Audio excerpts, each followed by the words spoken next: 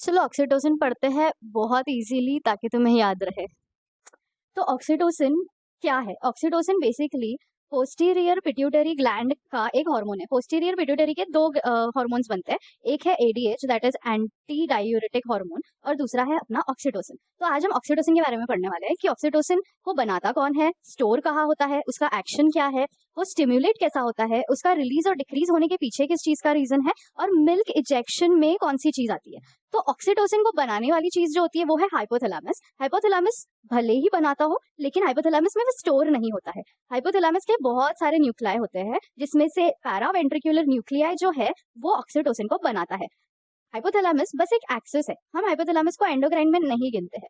फिर जब ये चीज बन जाती है उसके बाद में वो जाता है पोस्टीरियर पिट्यूटरी में जहां वो स्टोर्ड रहता है। अब ऑक्सीटोसिन का एक्शन क्या है? सबसे मेन एक्शन है मिल्क इजेक्शन। मिल्क इजेक्शन को हम कैसे याद रखेंगे? गैलेक्टोकाइनेटिक हार्मोन, गैलेक्टोकाइनेटिक और गैलेक्टोपोएसिस, ये दो चीजें हमने सुनी थी। तो जिसमें काइनेटिक लिख के आया वो चीज है मिल्क लेट डाउन करने की चीज जो कि ऑक्सीटोसिन करता है। और अगर पोएसिस आया तो प्रोलैक्टिन, हम पी से याद रख सकते हैं, पोएसिस प्रोलैक्टिन एंड काइनेटिक के ओ को से हम याद रख सकते हैं ऑक्सीटोसिन। अगर गैलेक्टोकाइनेटिक है तो वो ऑक्सीटोसिन है और गैलेक्टोपोएसिस है तो वो प्रोलैक्टिन है।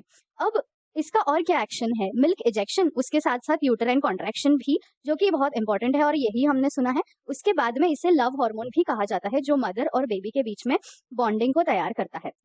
वैसे ही अब ये स्टिमुलेट कैसा होता है, ये ऑक्सीटोसिन स्टिमुलेट कैसा होता है?